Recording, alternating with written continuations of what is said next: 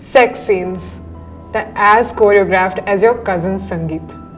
Every time I see one, I'm like, how do they know what to do? And why is it always so sudden and intense? And why are my parents in the room right now? If you think sex in pop culture is like real life, think again. Hi, I'm Nayanika, and today I'm going to talk about the top 5 things that I find totally ridiculous about sex scenes and what to actually expect. IRL.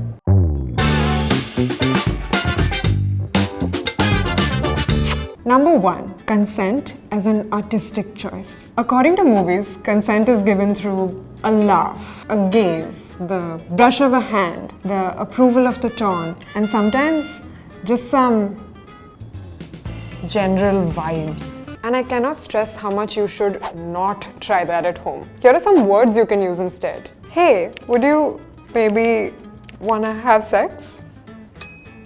And respect the answer that comes after that. Number 2, where's the contraception? Tell me why safe sex is such an unsexy idea to filmmakers. There's no awkward pause for a condom, a dental dam, or even any talk about STIs when it comes to casual hookup situations. Riverdale, for example, is known for its many sex scenes. And yet the only conversation about protection is a joke about having Jughead's babies. So if you think you're about to have sex, don't worry about ruining the mood with contraception. Please. Number 3, getting right into it. Foreplay is apparently non-existent in movies. You know that slow burn sexual play that actually gets people going? Because sex scenes are explosive. Doors slamming open, books falling off the shelves, people climbing on top of one another. I don't care if you're a vampire, Edward. Why are you trashing my room? And then there's the mystery of the missing lube. Because who needs that? Honestly, most people do.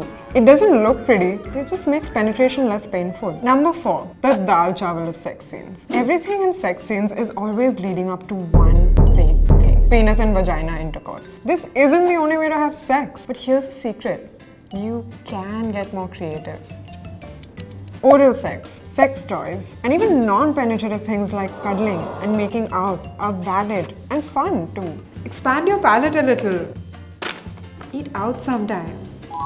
Number 5, the bad kind of dirty. Look, I know that peeing after sex isn't the most cinematic activity of our lives. But whenever I see a couple just lying back in bed to discuss their life's gehraiya, it sets off alarm bells in my head. Have they gone on the loo? Have they peed? Basically, don't be like them. You can talk and cuddle after you've cleaned up. Look, sex is sexy, but sex is also funny, silly, and communicative. And awkward. Your only expectations from good sex should be consent, protection, and having fun. What are some sex scene tropes that you find ridiculous? Tell us in the comments below. And don't forget to like, share, and subscribe to Vitamins 3.